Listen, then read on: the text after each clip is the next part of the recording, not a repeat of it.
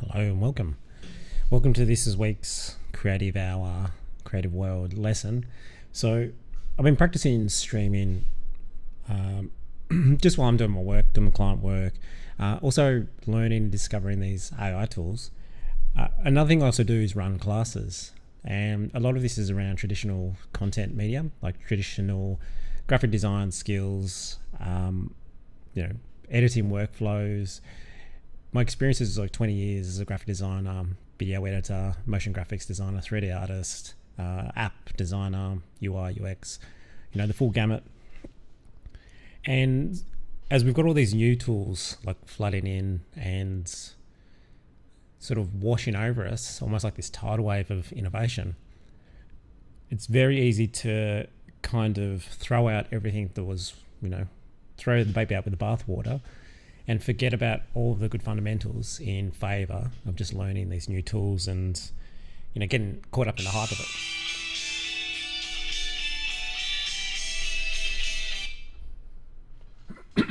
That was my phone. That was Master Puppets.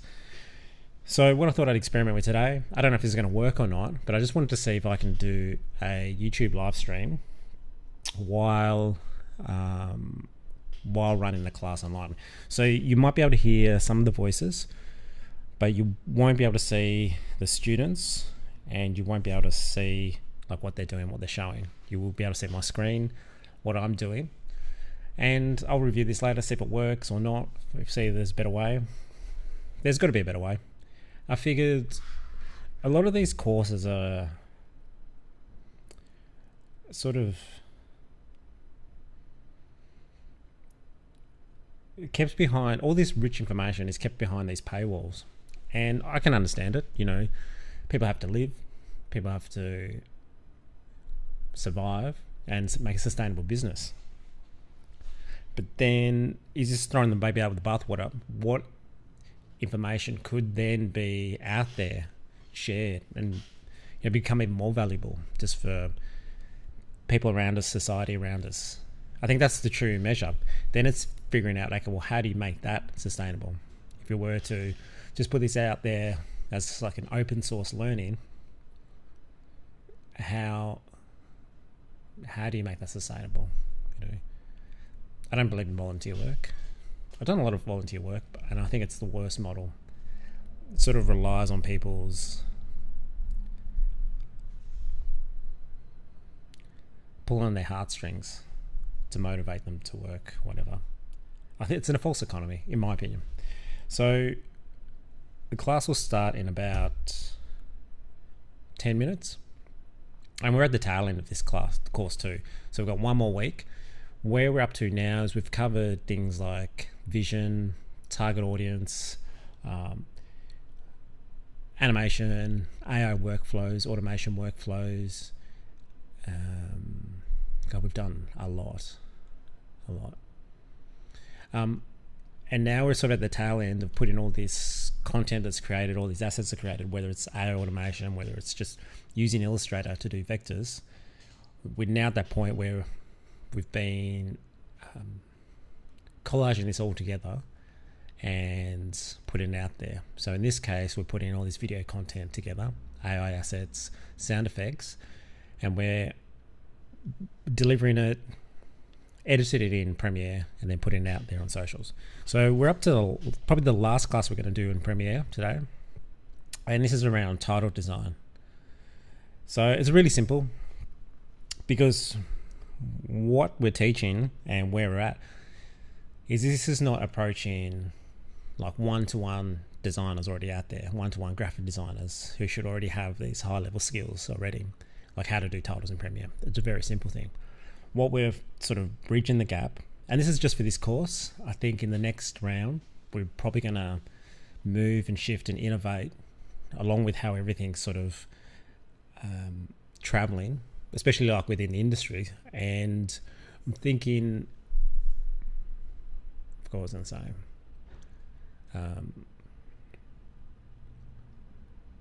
It doesn't matter. But the point is, with this, we're sort of giving people the basic understanding of these, these commercial and creative industry tools. But we don't have to get in the full gamut, the full width of what's possible. We're just giving people the starting point and the necessary tools to capture your content, edit it together, and put it out there. There's this overabundance and over-reliance on things like Canva, stock images, stock footage, ChatGPT, copywriting, all of this template, lowest common denominator level of tools, which is fine. It makes it more accessible to more people. The problem is, though, what happens if you want to come in and say, well, I want to stand out for quality. I still want to be this single person, one person operation. I don't want a Canva template. I want that next step, that in between. I don't necessarily need to be a high level seasoned professional designer, but I do want that middle ground where I can have access to these high-end tools. And within that, I can pick a stream, rather than focusing on got to do motion graphics, editing, sound design, shooting, which you most likely already do. I want to just know how to do this in this tool, because that's all I need it for. Like, I don't need to know how to do titles in Premiere, or I don't need to know how to do titles in After Effects. Premiere is enough. Just give me the basics. Show me how to use Illustrator, so I can have more life and more color to my titles, and then help me to understand how to export it from Illustrator into Premiere. Very simple. So it's sort of taking this wide field of view and just narrowing it down to like what people want. Like, what is your goal? Where are you? This is the stream, and stream I mean workflow, that you'll need to follow to achieve that.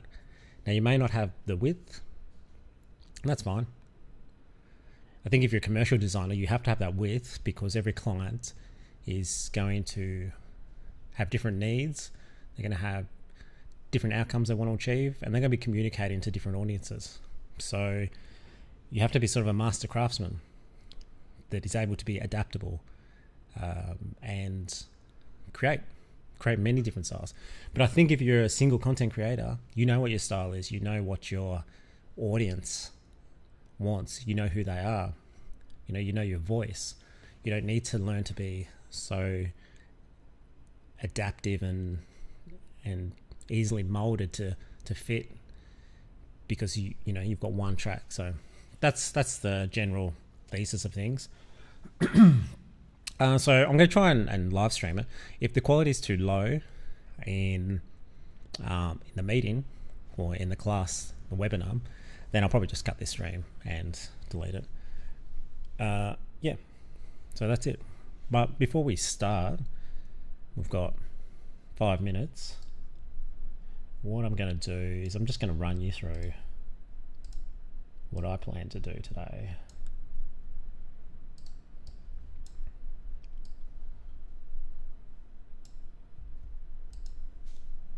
Actually, I might do it here. But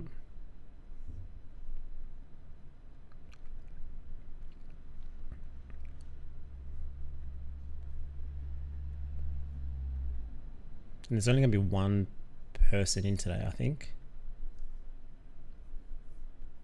So it's going to feel a lot more conversational, which is how I like it. I actually don't like big classes. I prefer the smaller ones.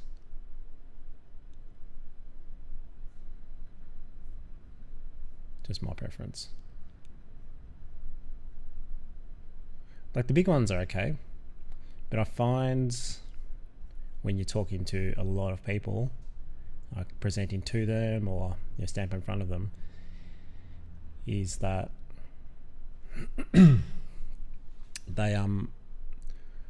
people don't talk. Like, people are either too scared to talk, or a whole different social dynamic takes place where people don't want to necessarily stand out, which is fine.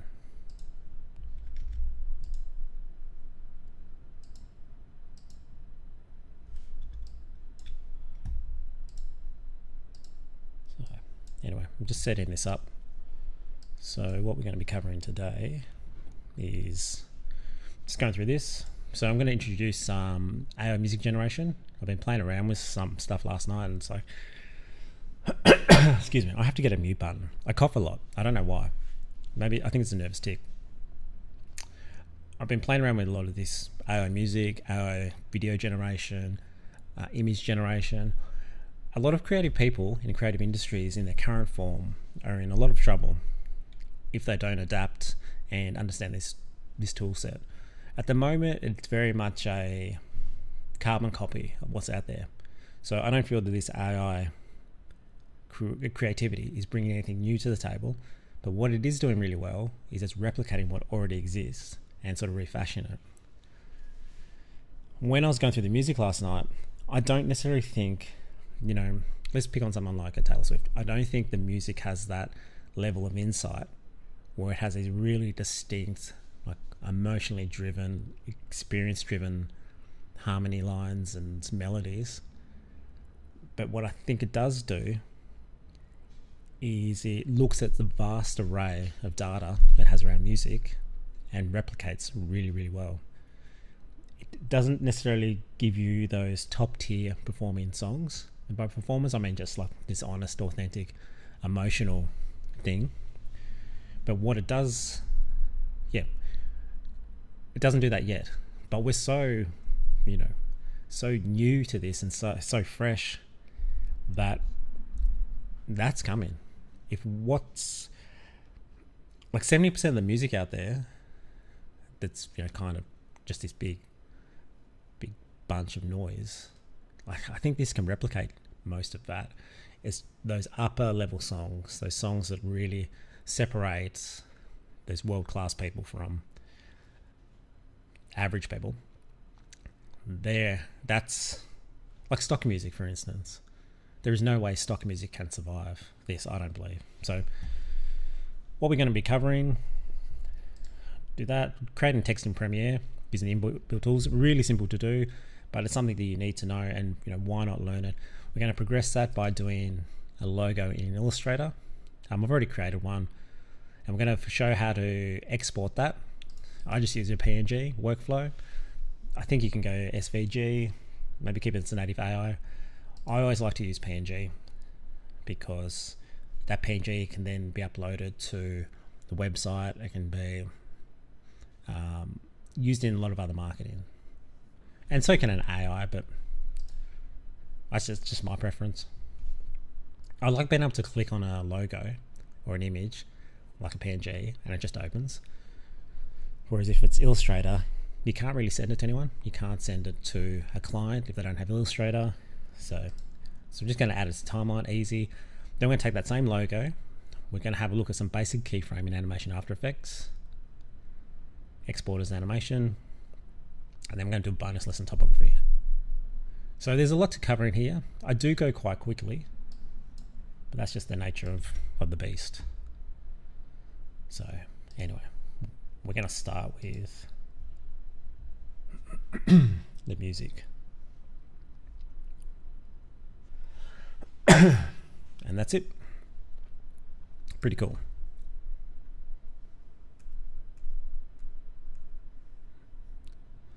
So start in 10 seconds. We'll see if this stream works, but yeah, like I said, I'll kill the stream if it's chewing up too much bandwidth, because just remember, this is a test. Just test and see, can I have multiple streams running at the same time and not affect the bandwidth? And what's the experience like? Is there too much context lost because you can't see the students? I don't know if you'll be able to hear them. I don't think you will be able to hear them, but anyway. Also, here's some of the music, which is pretty cool. I think it's pretty cool. Oh, that's what I got to do. Got to turn off noise cancellation. So who we'll be talking to today is Ruben.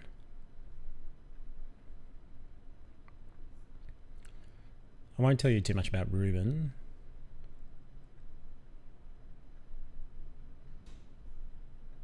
You'll know who he is one day. He'll be famous. A famous designer, content creator, fashionista, and music producer. He covers the gamut, which is pretty cool.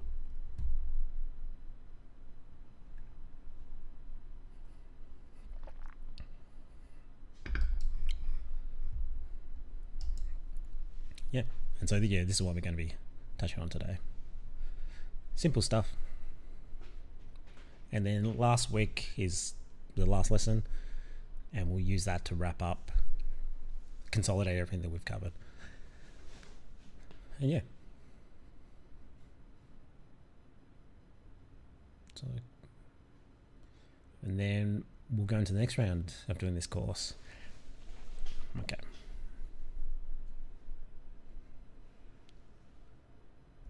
I'm just going to start the clock.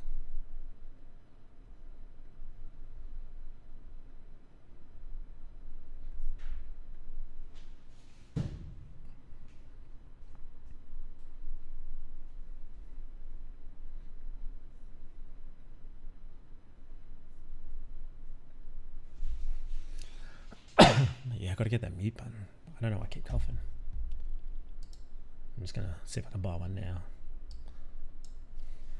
I need an XLR mute.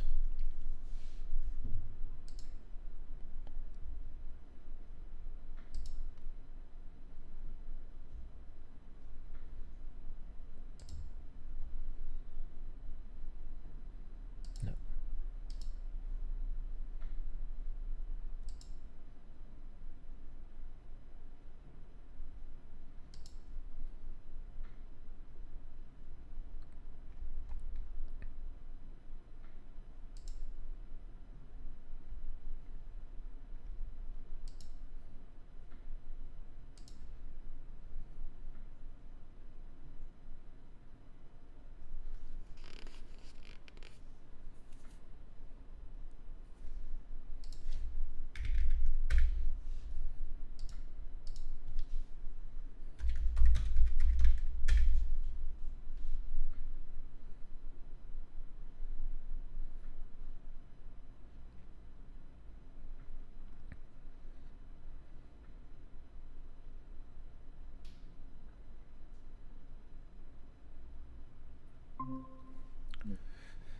Good afternoon. Hello. How's it going? I'm good, man. I'm good. How are you? Yeah, I'm doing well. Very good. What's been happening?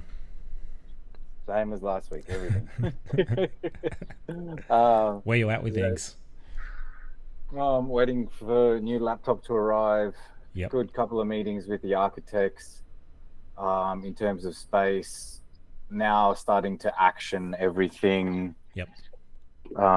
It's starting to become very much time for action in all capacities of everything. Like while I'm waiting for laptop to arrive, I'm doing all the other bits and pieces with architects and building cabinets and looking at spaces and doing all of the things that are required along with manufacturing and what's the process look like there.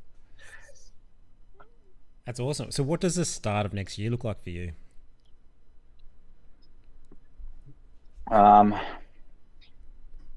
Really posting about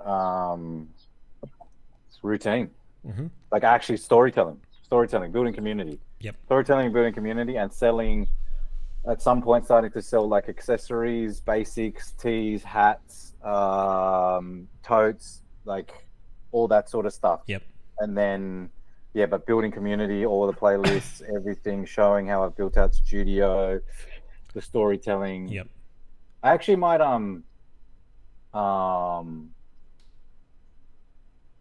you know how I've got the other dude that's helping me with some branding. Yes.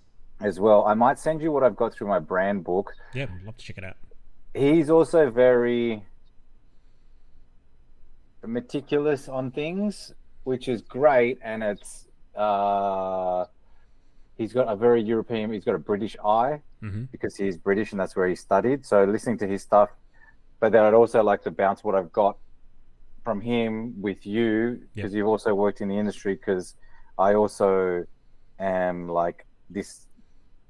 I need to get going. Like, You know, email it through to me tonight, and I can check it over the weekend. Mad. Thank you. Yeah, I'd love to check Appreciate it out. that. Excuse me. All right, we'll dive into it. This is what we're going to be covering today. We've covered a lot in Premiere, and this is the final. There's a lot to do, and there's a lot of depth, but this is the final sort of stream that it will help you out a lot. Is just text and title design. So we're going to be creating text in Premiere. We're going to do a logo in Illustrator, or just have one that already pre-designed.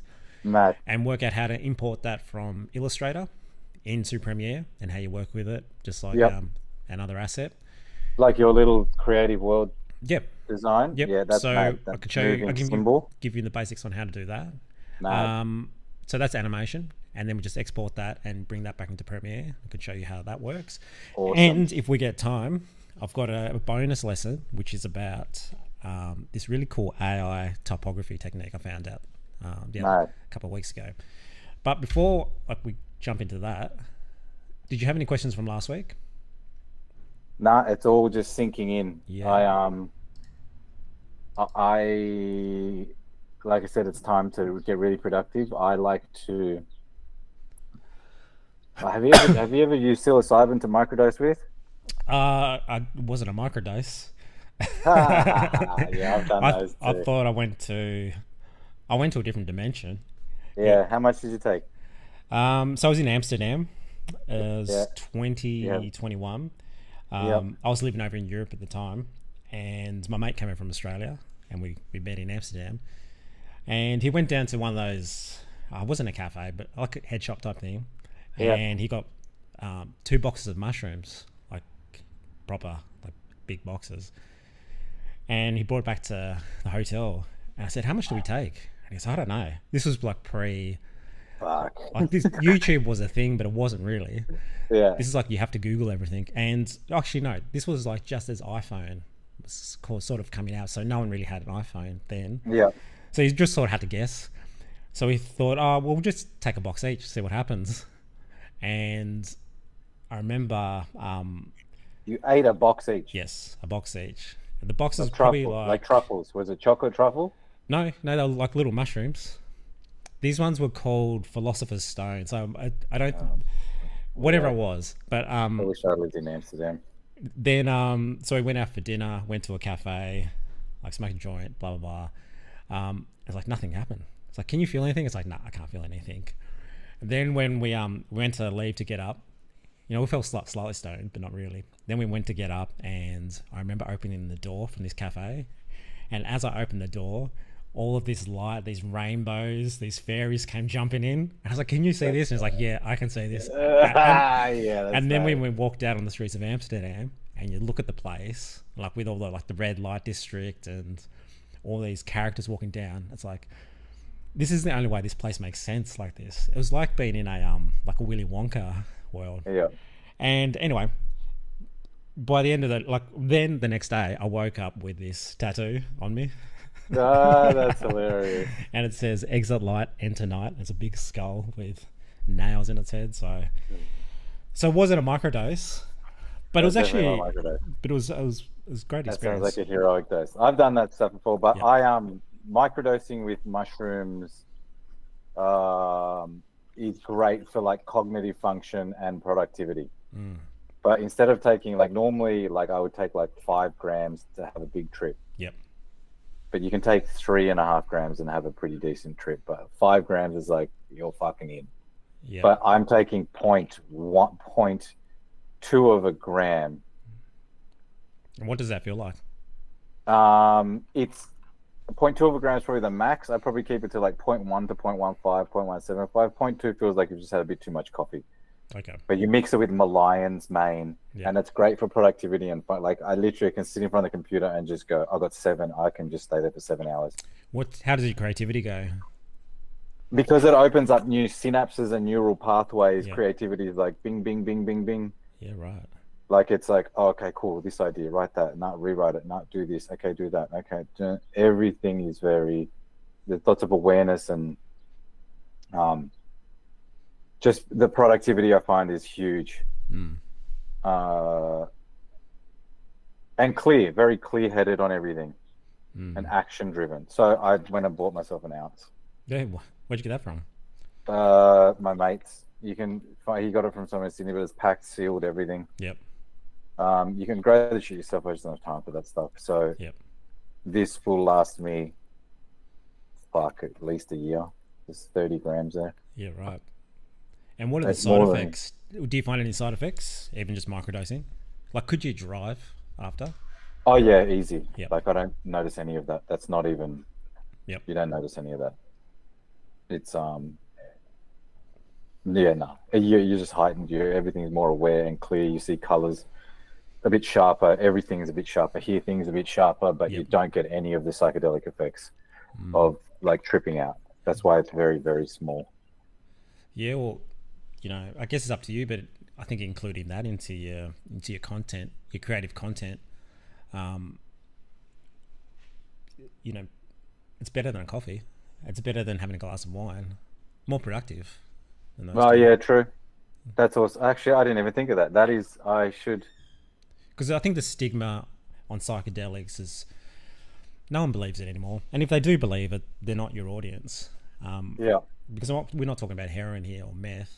We're talking about obtaining a different stream of thinking that's there for you and it's available. But you just have to be brave enough to use the key. That's mad. That's actually really yep. I need to make a video about that. Yeah, like that's interesting. I want to know more about this because I'm thinking, because I don't want to be in this shed getting tripping out. But no, there's none of that. It's none of that at all. Like Paul Stamets talks about, he has a really good protocol on it, and I use his protocol. Yep. So I use Paul Stamets' protocol, and that's what I do. Mix it with lion's mane and do that, and I build up to it. So yeah, I should talk about that. Yeah, record it. I'll check that out. Well, the first thing I want to jump into, just before we get into the other stuff, is last night I was playing around with some. Well, I've been practicing my live streaming. Yep. Just to figure out how to do it. It's like, because I've started to do it and just live stream everything I do, and it's like there's no audience. I'm thinking, okay, just sort of reverse engineering. How do you create an audience?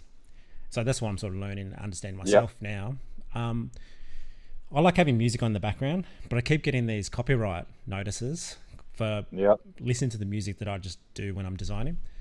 And so I started, I thought I'll get stock music and have stock music play in the background. It's like, this sucks. This is the worst. It's just shit music. And it's like, okay, there's got to be a better solution. I was like, what about this AI music? So I sort of been stumbling around the web, and they also sound pretty shit.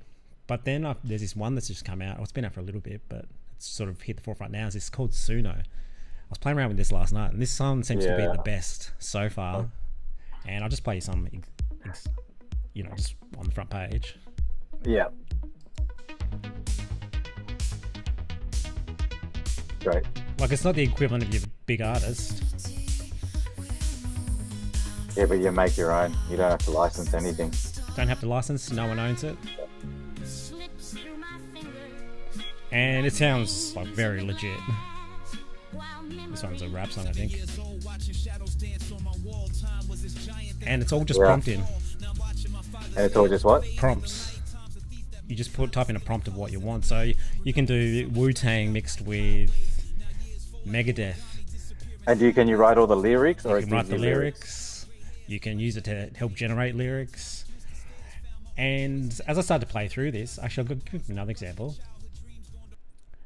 Here's just a tool on here that's sort of randomizing styles, and it's come up with all these crazy things like let's see what comes up: Arabic mariachi, reggae dirty south. I found like a Russian something the other day, and what's really cool about this is it's making these new styles and making this fusion of stuff just from a prompt.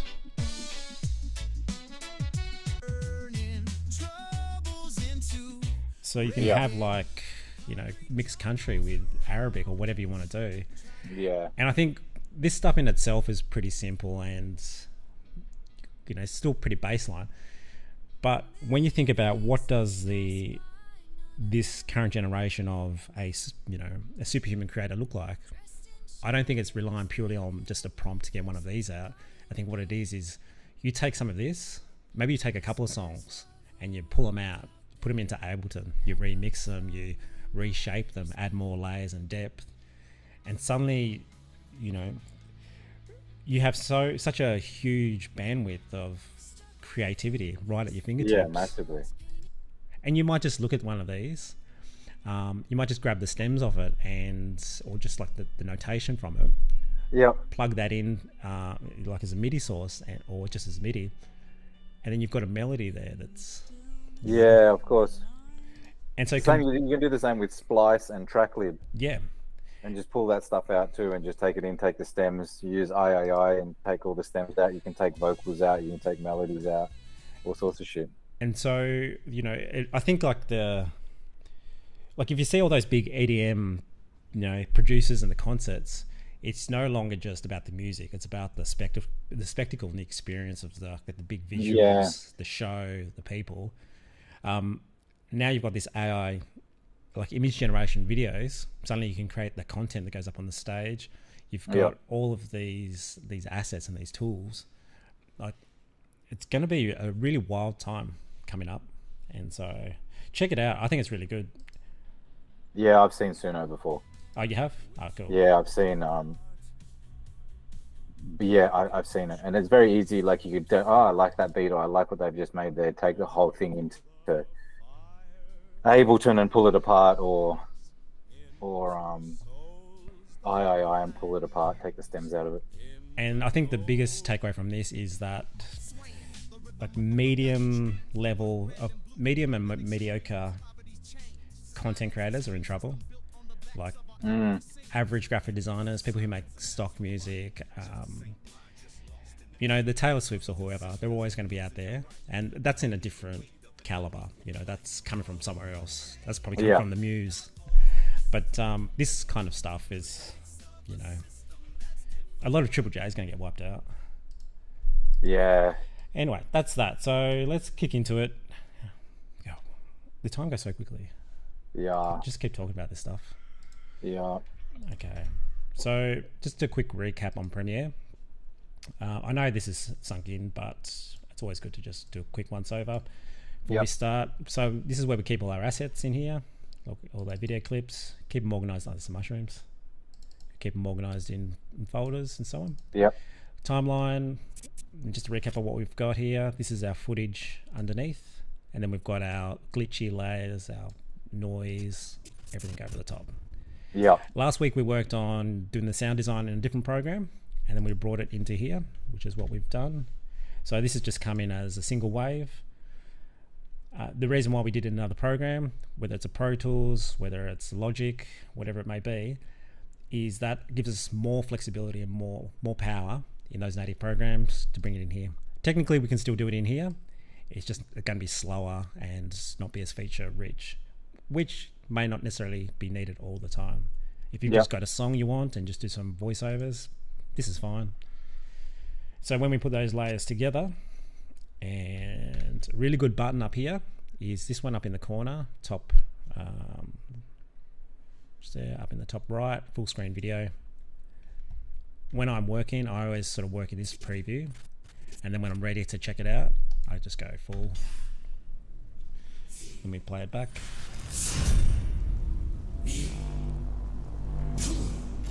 Yeah. So see, that Instagram creator course I was talking about, they're talking about front loading all the beginning of their content as well.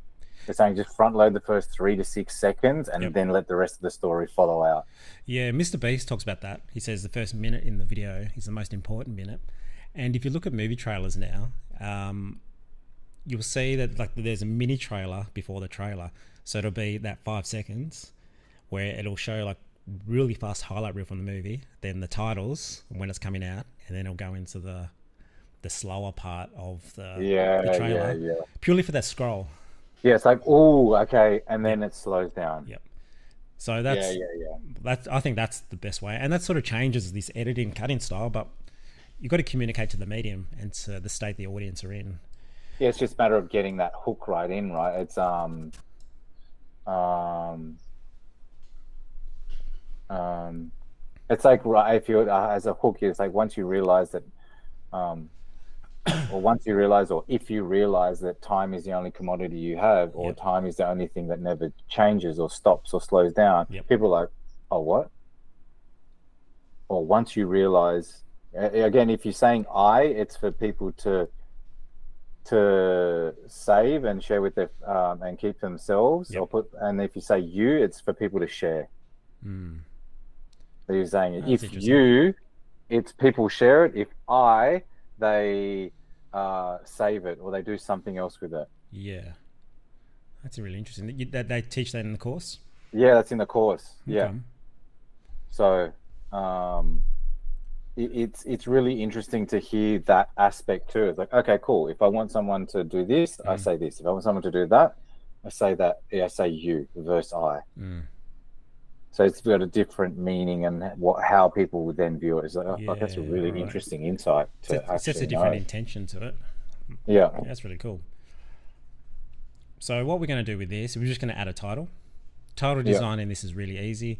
The hardest part is coming up with a really nice typography and the right text to communicate what you want. But in terms of technically doing it, it's Yep. super simple. So you can see there's a Creative World logo. I'm just going to, I don't know if I can hide that. I'm just going to, actually no, we'll do the title here. So text button down here, type tool. It's a giveaway. So what you do with this, just click it where you want. Now this is not as easy as Illustrator, but don't think of this as like what using Illustrator. Though Photoshop, Illustrator, Premiere, After Effects, they can all do text. They just all have different ways of it. It's like a little bit sound design programs. Got Like you. difference between like Fruity Loops and Ableton. Technically, they do the same thing. They just got a Yeah. different way of handling that their thing. So we're gonna Gotcha. do. What can we type? Okay. And then there's the masking aspect of it too, where you can put stuff behind you, Yes. which apparently they talk about a lot too, being super useful and because that's also what grabs people. Mm-hmm. They're saying. So we've just got the title here, microdose, and to make it bigger, just grab these the handles on the side there, and you can sort of position it into place. There is a way to bring guides up on screen, but I just can't remember how to do it. Show guides, safe margin, that's it. So these safe margins, you don't have to worry too much about them, but what they are designed to do is make sure that when you do titles, that they're in a safe area, that they're not going to get cut off. Though everybody has, the same aspect ratio of a TV, like everyone's TV Yep. looks the same, different sizes. But the different brands will handle things differently. So let's say a really shitty TV, if you put it that close, it's going to get chopped off. Yeah. An awesome TV, it may have the pixels all the way to the edge and it may handle it perfectly. There might be some scaling that happens. But if you stick to just in here, that's a good rule of thumb. Again, you can do whatever you want. You can do that if you want to. You just got to be aware that you might lose that. So Yeah, they were saying something about this is what they were saying too with the when writing doing for social media is make sure you keep out of that edge of the frame of like when your phone's upright, whether it's there or you go landscape, to keep out of those zones. Yep. Yeah, exactly. So what we've got here is this text is now become a new clip, just like our video clips down here, and just like all these textured ones. So I put this up at the very top. Now I can position this into place wherever I want to. I'll just zoom in a little bit. Now I know I've got this clip here, this skull, and that's where I want it to come over. So I reckon what I'm going to do is, so it starts there. I'm just going to drag it up to there. And that's how I can time it in. So I'll come in, go microdose, that. And then I think I want it to end with this clip finishing, which goes to there. So I'll go there. Now, two ways of doing this. I can just drag the end and bring it to where that is. Or I can just get my little razor blade and just cut. What's the shortcut for it? Command W, isn't it? For razor, if you look in the brackets, it says C. C? Yep. So this is good because it gives you the shortcut in brackets. Yeah. So See how he was saying you should also hotkey your keys, the shortcuts. He's yeah. like Q, W, and E. Q Oh is yeah. you cut and delete everything to the left. W is just split the clip in half, and E is split and delete everything to the right. Yeah. Yep. Everyone will find out what works for them, and it's also so what style you're doing. A lot of my cutting technique came from doing a lot of commercials. Commercials have to be really fast because the turn you only have a budget for those, and sometimes it's just like it's less than it's about an hour for a really quick thing. So you find yourself you can't really be clicking up here every time to do things. It's like playing piano. Yep. Okay, so we've got our clip up in here. Oh, sorry, our text. It's in there. So very simply integrated. Now, what I was talking before about is putting the text in is easy. It's what you're going to say and how you're going to say it. So in terms of like the font, like is that the right font for what we're trying to portray here? We've got things on fire, all this glitchy stuff. We have this sharp ninja style looking thing at the end. And then we've got this kind of default crappy font. So what we do is we just double click on the clip. This will give us the option to just move it precisely. But in terms of, where is my text? Oh, I see somewhere. I knew this would happen.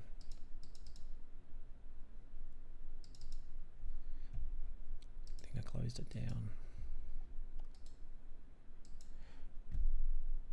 One of the things you'll find is you'll work between so many tools, you'll forget where things are. Yeah. That annoys me. Because what's Premiere Pro like compared to something like what's the MacBook one? What is it called? Final Cut. Final Cut, yeah. Yeah, they're different. I prefer Premiere because it means I can work on a PC and I can work on a Mac. Yeah.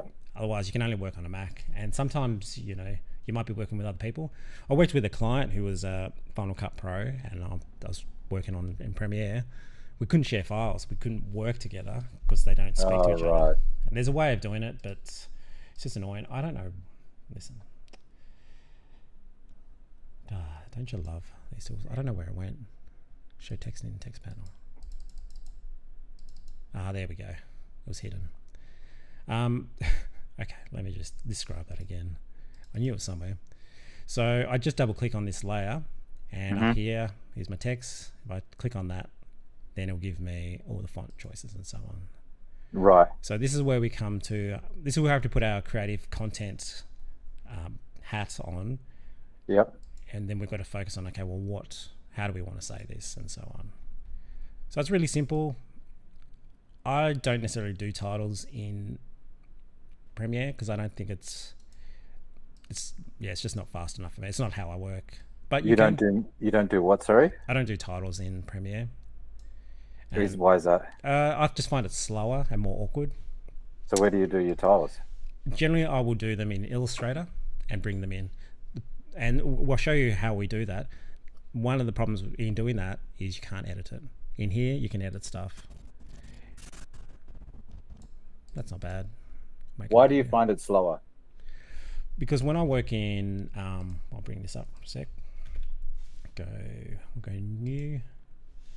I just find this workspace to be really fast. So, because I know all the shortcuts, I can go, what are we saying? Micro dose. I just find it easier to work in this space because I know that this is going to be the frame size, and I kind of know what the image is in the background. I can actually just copy and paste that image into here. But then in terms of like just bringing up like all these tools, I find it easier to browse. But how do you get that then if you want that as moving text?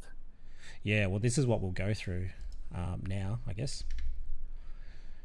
So this is just to finish this one off. This is how we do it in here. Again, you still have access to all those features. You can still go in here, but look at the difference between this panel versus in here, and you've got all this. Yeah. You've got all this. Just gives you a little bit more control. Actually, that font looks pretty cool too. So we do it like that. The next one we're going to do it is we're just going to do a logo, which is essentially the same as doing text, and we're just going to export that from Illustrator and put that into Premiere, which is also very simple to do. So I've got this logo here, and it's just a B with an I, like that. Really simple to do, really simple to put together. I know you've been working in Illustrator. Again, this is just basic points, basic path. There's nothing elaborate to this shape. It's just the design. So what I'll do here, and I'll just do it now, there's a background on that which I'll delete. I just go File, and I go Export, and I go Export As, and I've already done one, but I'll call this Blacklight Logo. It will go black. And so in terms of file type, this is the important part. This is file type that I go is a PNG. What it stands for, I used to know, but I don't know now. It's not relevant. Why this one's important is it gives us really high quality, but it also gives us the alpha channel. Now the alpha channel means that there's no background. So you can see with this one, there's a white background on it. But I don't want that white background, because if I bring that into Premiere, which I'll do now, it's going to it brings the whole box. It's going to look silly. Images. It's just like, it's not what we're after. And JPEG will do that. So all the images, the formats you're used to, they'll all do that. So we need to use this special one called a PNG. And this will give us, no background. We'll call this number 2.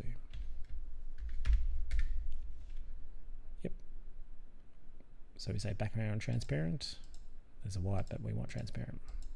And it's only that format, and a few others that can do that. But and the beautiful thing about that format is you can email to people. There it is. So you can see no background on it. Email to people. They don't have to have Illustrator. They don't need any programs to open it. They can open up on their phone. You can't send someone an Illustrator file unless they have Illustrator to look at it. So we drag and drop this one in. Actually, I might go white. I did a white one. And then we put it on the top, and it's there. So that's a really simple workflow, and that's how this Creative World logo exists here. It's just one of those things. And again, this is just like any other asset. We can just put it into the timeline. Let's delete that Creative World, and we'll put this one in there, like that. Now I can make it smaller. Up in here, I can go to Effect Controls, and this will give me all the controls I can to change this, as in make it bigger and smaller. So scale, like that. And that's all I'm really going to do it. I can move it left and right. Really basic. Everything's very self-explanatory. Position, scale, rotation. And then put it back together, full screen. And that's it. So you can do the same with text. I'll just do another example with text. Here I've got this one just quickly put together. It says Creative World. It's just text, like that. Now, I also want to highlight with this is there's no one way to do this. There's no one way to approach this. It's really what works best for you. This has just been my workflow for a decade plus. I love it.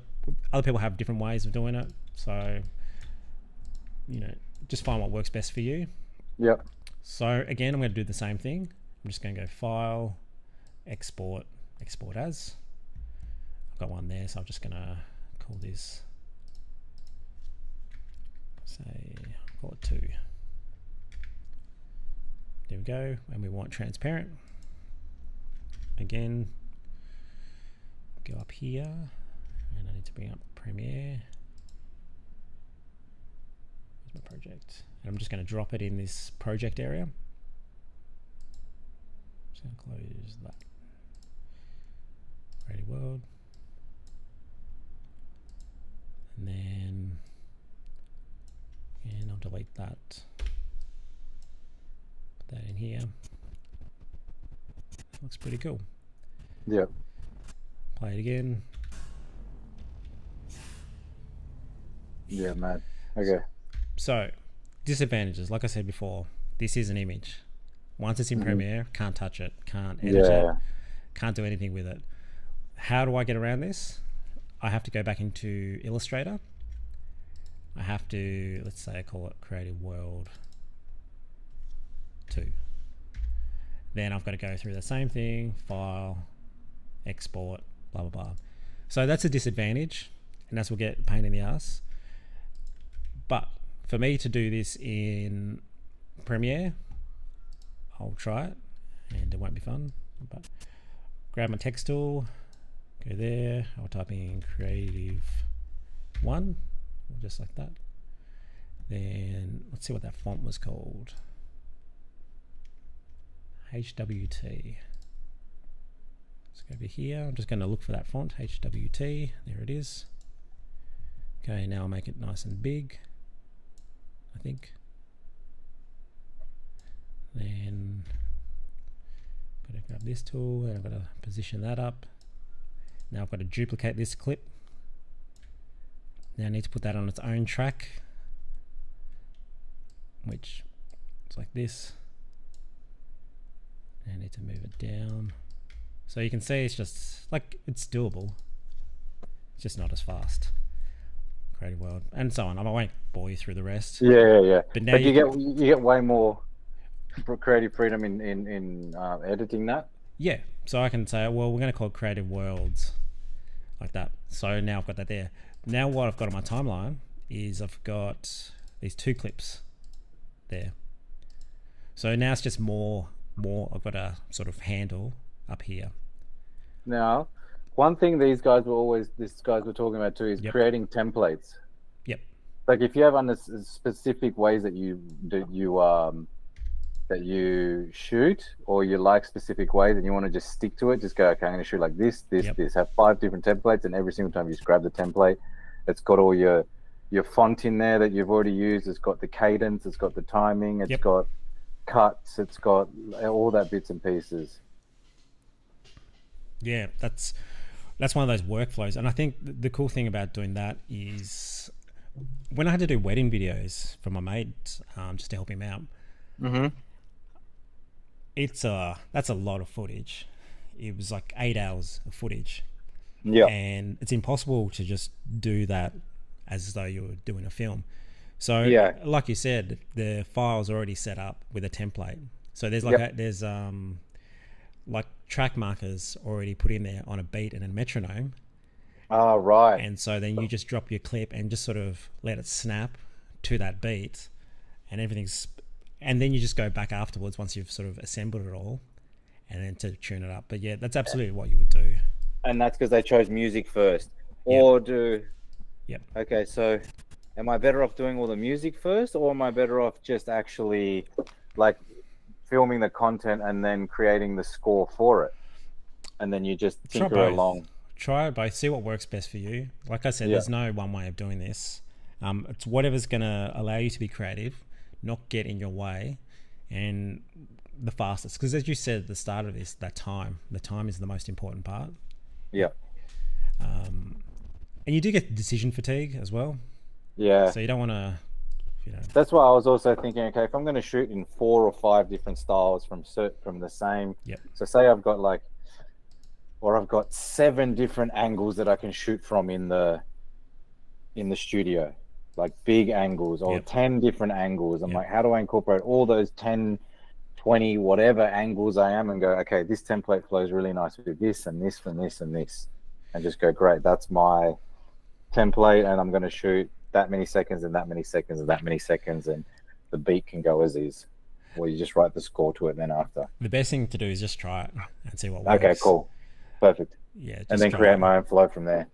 Yeah, because it's like with this, like just learning how to live stream and do that stuff. I'm sort of like, I get to a certain point, I think, okay, I get my camera set up, get my lights set up, and now get that far, and I press record. It's like, the bandwidth's too choppy. Why is that? Yeah. It's like, okay, I'm going to get Starlink. So now I've got that. Then I go through the next thing. I'm like, I want to get the music from the PC onto the stream where my Mac's running the stream, and I want Yep. the camera to come through, headphones. It's like, okay, I'm going to need a mixer. So I bought a mixer, and I thought, oh, I don't want to, I don't want a huge one. I need something that just fits on a tabletop. And I'm thinking, I cough sometimes, and it's like, this mixer has no mute button. So now I've got to figure out, okay, I need an inline mute button. Yeah. So I think the best way is to just try, and you get so far, and Yeah, you have to yeah. figure out That's what I've been problems. doing as well. That works. Oh no, that doesn't. Okay, go back to there. Do Yep. this, do that. And it's that process of trying to figure out how to solve it. That's the Yep. creative process. And this is the biggest tip I can give you from everything I've learned in my career so far, is that solving it with money is not the solution. It can be a solution, but if you sort of think like an artist and look around, think like MacGyver, look around and think, what do I have that is in my disposal that I can solve this with, Yep. or how little can I spend on fixing this problem? And it's not necessarily about being a tight ass and budget conscious, which is an important part of this. Well, it's about being creative, right? It's about the creativity is in the constraint. So, Yeah. like for me to get a camera, I could have spent $3,000 or $4,000 getting a good camera, getting the right lens that everybody on YouTube is using. Yeah. But I figured, well, I don't want to spend money on something that has no audience and is not generating any cash. And Yeah. so in the wardrobe, I think I've had this camera lying around for 10 years. I barely touched it. This is one I'm using now. And I had this lens on it. It's a 50mm lens. And what it's made for is like portraits. Yeah. And no one uses it for streaming because it's so like close here. Whereas Yeah. most things are a bit more open. Like you can look at your webcam. Yeah. That's Yeah. generally what the lens should be on a webcast type thing. But I figured, well, it's a creativity constraint. Now I'm just gonna have to. This is what I've got. I'm just gonna make it work. So my camera is like Yeah. a meter and a half away, Yeah. Gotcha. but it gives it a certain look. Now, whether this look is right, wrong, or it's Just going to be is. durable, this is just the look I have because this is what Yep. I've got. And I've Yep. had to buy a few things like the mixer because I can't jerry rig everything. But Yeah, that's what I've like doing as well. Like, oh, I'll just get that camera because that's the easiest. It's entry. I can make everything go, Yep. and I'm learning. That's perfect. Yep. Cool. Laptop. Fuck. That one's cooking out. Yep. Definitely need a new laptop. And then it's like, okay, lighting. I just go straight to Temu and you go lighting for this, lighting for that. Yep. It's the principles that matter. yeah, It's not the fucking lighting. It's the principle. The principle of the lighting is it should be here, so it gives you a light and dark, and you should have a triangle on your face, Yep. so it separates you, and you should be center on most things. Blah blah blah blah. Great. That's all I need to fucking know. this is where I've been falling into this procrastination trap lately, is thinking that I get focused on, okay, I need this light and probably should get this one. I'm spending all this time looking at lights, and then I have to sort of catch myself thinking, what are you actually trying to say though? Focus on what you're trying to say. The lights are the lights. Just get something to get started. Yep. But don't get lost in the technique, because what you'll see a lot of people, and this is what I noticed being a guitar player, and I was guilty of this. I wanted to be, and I did become, I was inspired by those 80s hair metal guitar shredders. Yep. Insanely fast solos, blah, blah, all technique. Yep. But then when you look at it objectively, it becomes this sport that's not about the music. It's not about harmony. It's not about saying anything or believing in anything. It's about who can sit in their bedroom for the longest, practice the most, and then play the fastest. And then it becomes this sort of music about just being a gearhead, focusing on amps, pedals, and all that, but not really focusing on having a voice. That's the same trap that I could potentially fall into. I won't. But getting sort of stuck in, okay, the camera, the lens, the computer, the software, the whatever, and get so lost in the minute numbers of things, but not really think about, what am I actually trying to say here? And do I need all this stuff to talk about how? Yeah. Not really. But anyway, we're getting a little bit sidetracked. I will. But that's literally like, just do. Now that's why it's like Yeah. action, action, action. Like I've learned so much from you, so much from this other guy, Yep. Steve, so much from this course. And it's like, and architect and music, and it's like, and video editing. It's like, okay, now it's time to action. Storytelling. Yep. Put it all together. Yep. It's all Put it about all storytelling. together. Because Yep. it's really interesting. I think you and I are heading down very similar paths with different backgrounds and influences, sort of apexing to this point. Because I've got this, 20 plus years of this commercial experience, but that's commercial experience in a world of broadcast and media that, once was big.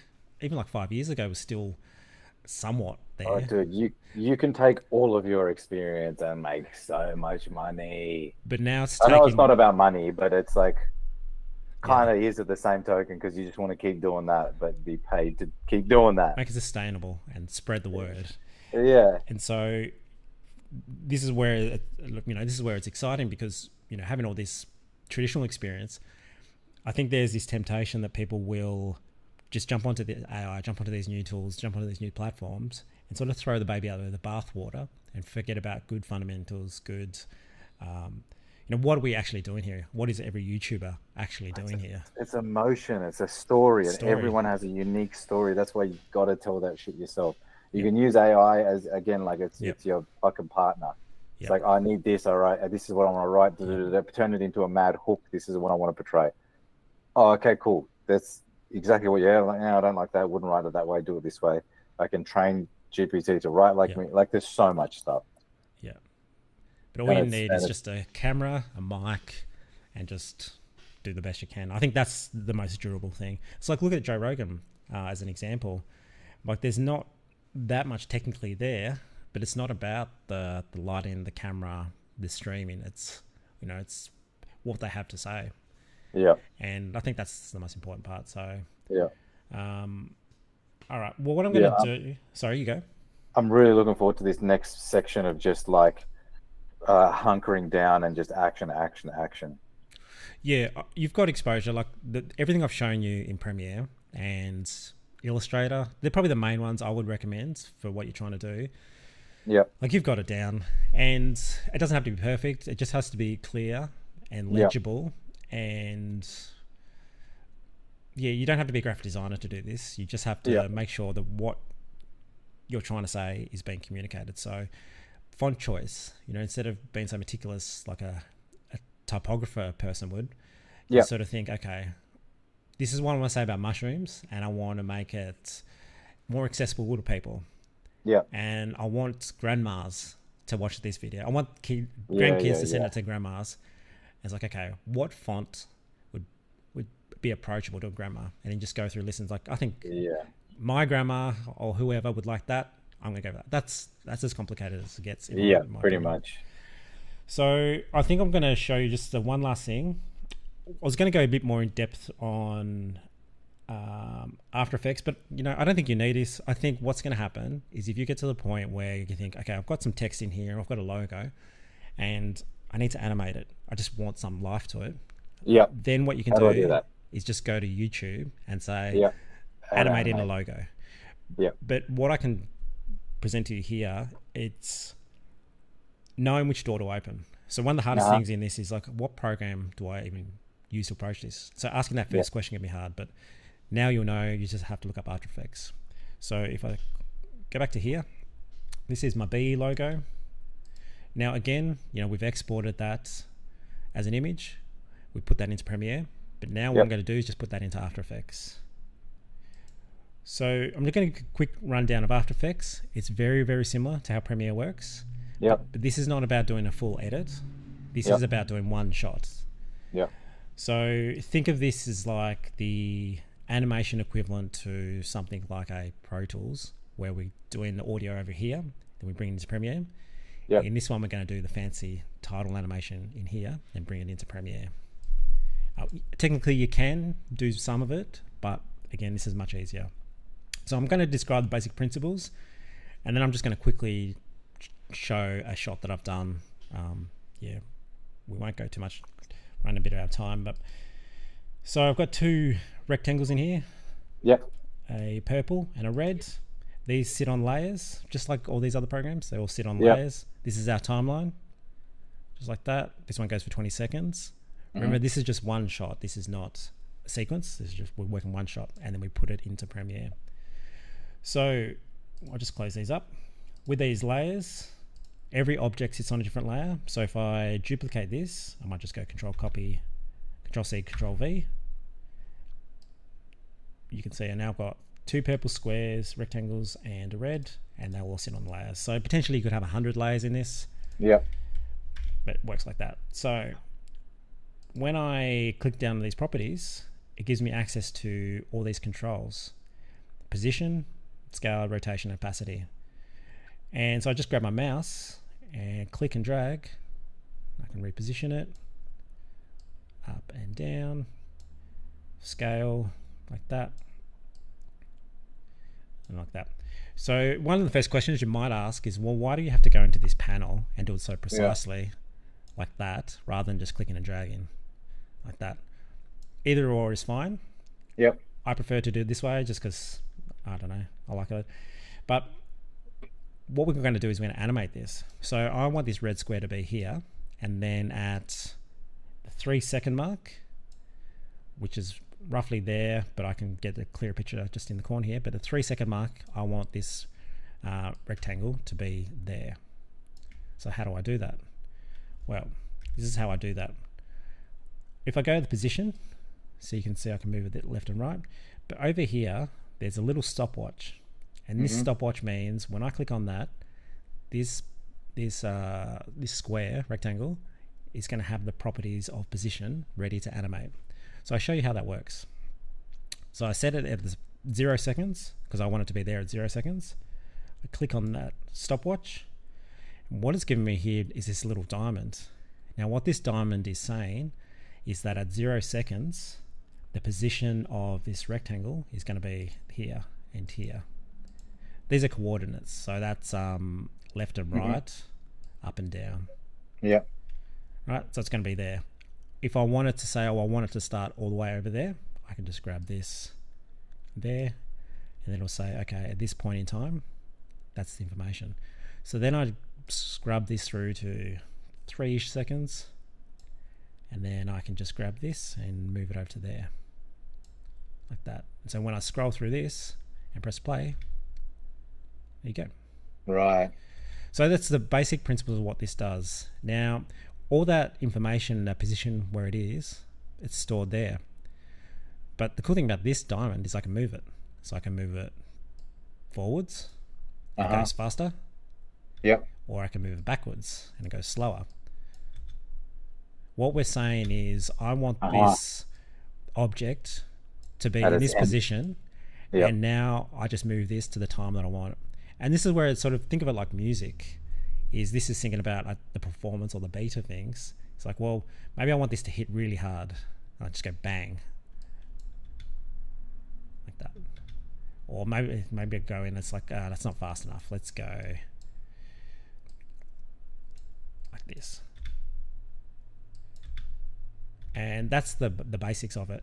And so let's say we've got this one doing that, and well, let's try this. I want this red one to hit the purple one. So I'm just going to move this purple one over to where I want it, where they're going to collide. Now I click on the drop down on the purple, because remember I've got properties on this one as well. I've got position. Now technically they're not going to hit, but I'm going to imply that they do hit by saying that, okay, at this time, I want you to be where you already were. But then once this red thing connects with you, I want you to shoot off. Now this is going to be rough animation, so it's not going to look pretty, but it's just going to show you the principles. And then I want you to be off screen. This is going to look rough and raw, but you'll see. So yeah, it's the principle. I'll just quickly scrub through what's happening. So this red one comes in, hits there. Then I know, okay, I want this animation to start when this one finishes there. And they're off.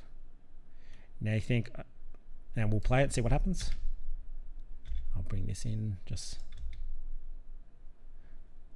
So it's not great, but yeah, gotcha. that's essentially what's happening here. And that's animation in a nutshell. So you can apply this principle to any of these. So yeah, we can do rotation. So let's just say this one's going to come in spinning. So at this point, I want it to be at 0 degrees. And here, let's say it spins in like that at 35 degrees. Press play. And that's it. So now you know the basics, and I won't go through how this one was set up, but just keep in mind that the principles of how it's working is just these simple concepts. Move these keyframes and you change the time. You can do this in Premiere as well. So you will experience this at some point, but when you do come to the time where you have to start using keyframes, just remember this simple principle of the stopwatch will activate the property to start animating. Mm-hmm. And what you want to set is a start point and then an end point. Where does an object start? Where does a title begin in its position?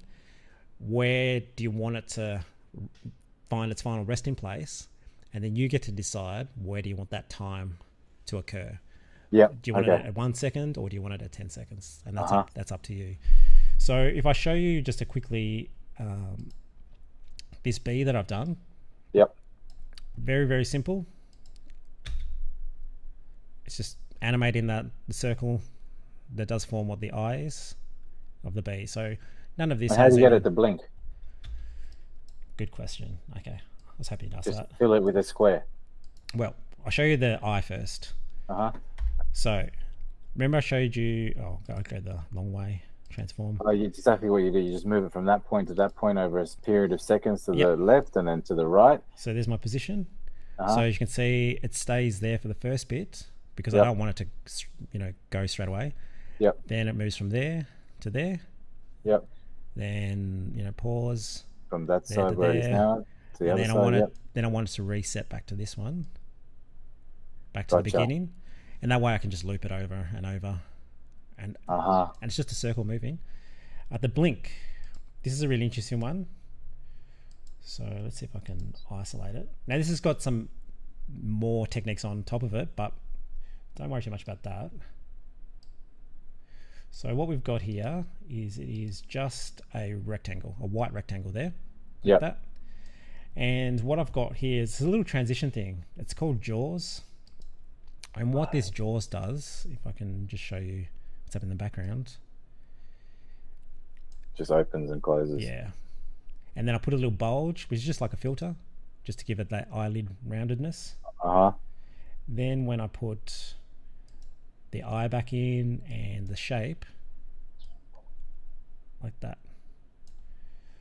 So let me just turn this background back on.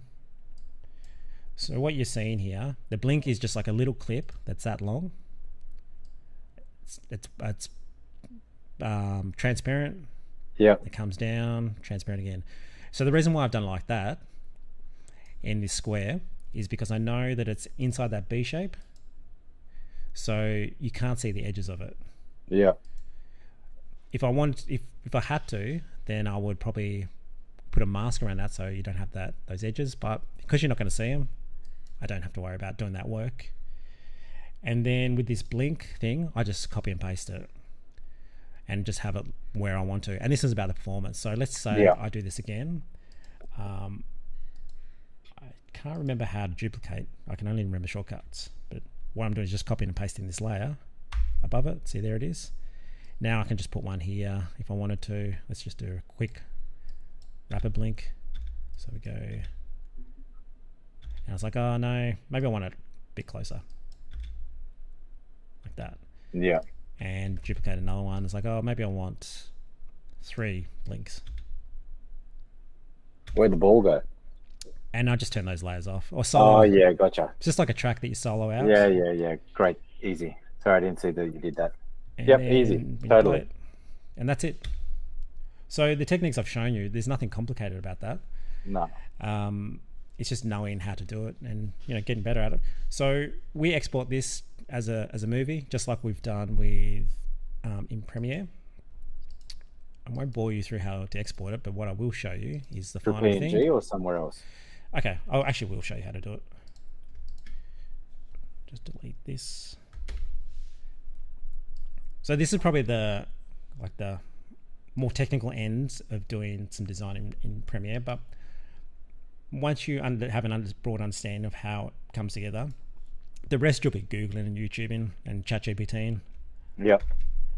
Okay, so what we can do is we just save this for exporting, and it's given me some controls down here, and we can go in there and set out what we want to do and so on. And this is where you will have to do some more learning into the types of formats to save this as. But remember I said we want the transparency from this? Like, Yep. we want, like when we did the original logo? Yep. Same thing with this. We want that transparency. So what I do is I save it with a format that keeps it transparent. That way I can get this B shape and not all the edges around it. Then we export that out. And what we're left with, I'll go into Premiere. So here's my animation. And just drag and drop. Double click. And this is what we're left with. Just this very simple clip. So now what that looks like is if I drag and drop that onto our timeline, I've got a few things happening here. Yeah. Actually, I don't mind that creative. I think it's pretty cool. I'll get my animation, drag it into there. I might just delete Creative World, put it underneath. And we've got some controls up here, effect controls, and we can make it a bit smaller. So all these techniques are very basic, very 101 level techniques. Yep. Knowing when and how to apply them, that's that's it. That's the challenge. But put it together. Mad. Yep. So that we covered quite a lot. Did you have any questions? Nah, that shit will just all sink in over the next few days, and then if I need anything, I go back over the video. But it's all sinking in. Plus, I'm waiting for as soon as my new laptop arrives, and I'm quite excited for this because it'll be super fucking quick. I'll be able. It takes like 4 minutes to load up Premiere Pro. Oh my god! On this current one, so I'm like, oh my days, new one immediately. Yeah, well, I think do as much as you can in Premiere, and you'll be fine. You'll probably get to After Effects if you need to do specialist things or something that's a little bit more complicated. I think just between like keeping it super simple, between the video, making some music, acid bite, and just layering everything, just stick with that. What I've got here in this window, this is everything that you'll need to know how to do. Like that covers the full gamut. And exactly what I just said, wasn't it? Yep. Yeah, perfect. And it's like, yeah, if you want to make the animation more complex, well, you just have to explore After Effects and add more detail. Yeah. But then the rest is lighting, storytelling, and it's literally all it is. Some fucking effects here and there, and that's it. Yeah, that's it. Mad. It's that simple. So next week, that's our last one. Yep. And I think what we're going to do is, if you have any questions outstanding from everything we've covered, because we have covered way more than what's any degree, because I teach those, and this is fast-tracked all of that, cut out all that I believe is... Yeah. But this is how I like to consume things. Like I like to consume things that like take it in, and just go piece. So what we're going to do is just consolidate everything we've covered in 13 weeks. It'll be, and Mad. Anytime, if there's any questions that you have, whether you just want to jump back into a program, know something specific that we haven't covered, absolutely we can do that. And I think that's it for today. Awesome. Awesome. Yeah. Awesome. Appreciate your time again. Thank you. Yeah, no worries. It's great to get this out there, because I think there's a lot of opportunity to take some of the skills that do work, but then apply them to new areas. Yeah. I'll work with extra tools. So anyway. Yeah. Nice. Man. All right. Have a good weekend. And yes, you too, Ben. We'll chat next week. Thank you. Cheers, man. All right.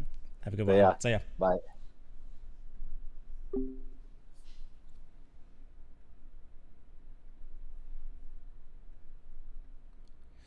All right. Well, that was today's lesson. Interesting one. It's funny, like with these like one-on-one lessons, well, when we do have like a one-to-one session, is the course outline really becomes very tailored and specific to that particular individual. I do enjoy it because it does feel like you're helping someone on their journey, go their path. I think the challenge / opportunity is how do you make that scalable so you can help more people without diluting the content? Because you want this stuff to work for everybody, and you want to work for people in their own individual circumstances and their use cases. It's not necessarily easy to map what this person wants to do exactly with what that person wants to do, or just finding 1,000 people like that and speak to them. Maybe that is the best approach. But it's very cool to have these one-to-one conversations. I think in terms of education, this is where AI has a really good, I think, use case for creating this tailored tailored tuition. It's how, and maybe that might be more of a 5-year thing. So we can already do AI generated text and like conversations, AI generated voice. We can do the AI generated like avatars and images of people speaking. So if we look at the future of things and we sort of wrap them all together, you've essentially made a new being that can have these one-to-one conversations. The beauty of what you've got, let's not just look at the visuals and the sound, but you've also got the vast, deep array of the entire knowledge base that this entity has access to, sort of filtering through and coming through this avatar like delivery mechanism. Because when we think about it, we've got these humans who are going to be these pilots of technology. Then we've got this insane superhuman computing network with all this power. And it's like, what is that communication gateway between these massive systems and the human mind? Assuming that people still stay as the pilots, as the decision makers, as the artists that sit atop these machines, what is that interface? Is it going to be text typing, like a conversational chat? Maybe. Well, that's what it is now. I think that has a lot of benefits, but I think it also has a lot of slowness. Slowness in just reading, but also slowness in perhaps understanding. It's really interesting when I listen to people talk, or if I'm talking to someone, you think of, you're taking in, there's a huge bandwidth of communication happening there. You've got body communication, body language, you've got micro expressions, the tonality in the voice, you've got like just movements, like where the eyes are going. You've got all these subtleties that do create this richness in transferring ideas, concepts, and perspectives. And it's really interesting if the input method works both ways. So, for instance, the machine that's communicating all this detail and this depth to you is being translated through micro expressions. Like, imagine if this avatar is using its language, it may be using non-verbal gestures, like I'm now saying, like doing this. This is projecting something. It's showing emotion, a movement. If the AI avatar can do that, not necessarily speak, but non-verbal motions tied in with cadence, tied in with the tonality and the voice, like the eye direction.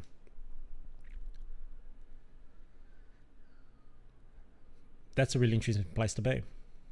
And I think that's where education can suddenly take that one-to-one and be hyper scalable. Because wouldn't it be cool if you just had your one-to-one tutor who just spoke to you and you spoke back and there was a conversation? Multiply that by 8 billion tutors all designed for those individuals, tapped into the world's vast knowledge of everything at light speed. Well, it's interesting. By that point, we may not even need people. It may be good by itself to run all these other systems, and yeah, interesting times. Anyway, that's today's lesson. Just a small test to see, how these systems would work. It's a small test to see, view this on the other end, see how it all comes out, and also thinking about, I guess, the question: why does education have to be paywalled?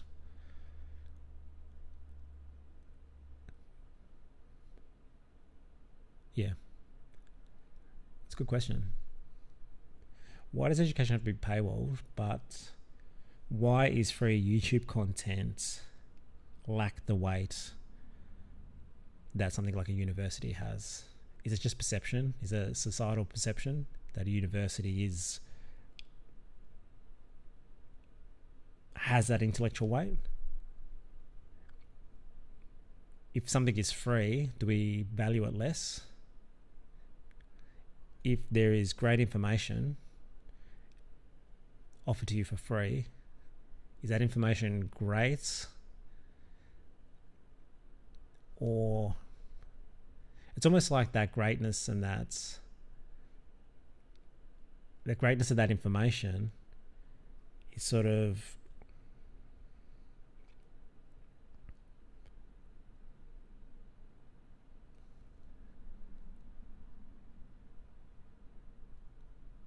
it's almost like the price tag is it's like a validation. So if you were to say, I studied my degree and it was $200,000, the perception of that degree is that it's very high class. But the free market will determine the value of that degree if A, nobody can afford it, or if B, the jobs that exist don't monetize it to repay that type of debt back. Then the market will select, well, $200,000, yeah, great, but the highest you can get paid for that role is $80,000 a year. Is it really worth it? No. Anyway, that's it. So where do I go from here? I need to figure out the style of this. Is this format what I want to do? Is it what I believe is conducive? And it's also thinking about, what does 5 years look like in terms of education? What does it look like in terms of where AI is trending towards? Yeah. So, and then delivering on that. I think what I'll do is I'll take a small amount of time to recalibrate and figure out what the next step is in that direction. So yeah, excellent. Well, that's been the Creative World Creative Content Producer lesson, week 12, and I reckon I'll be back next week to show next week's one, and we'll get ready to launch the next version and what that will look like. So yeah, exciting times. All right, thank you, goodbye, stay safe, stay creative, adios.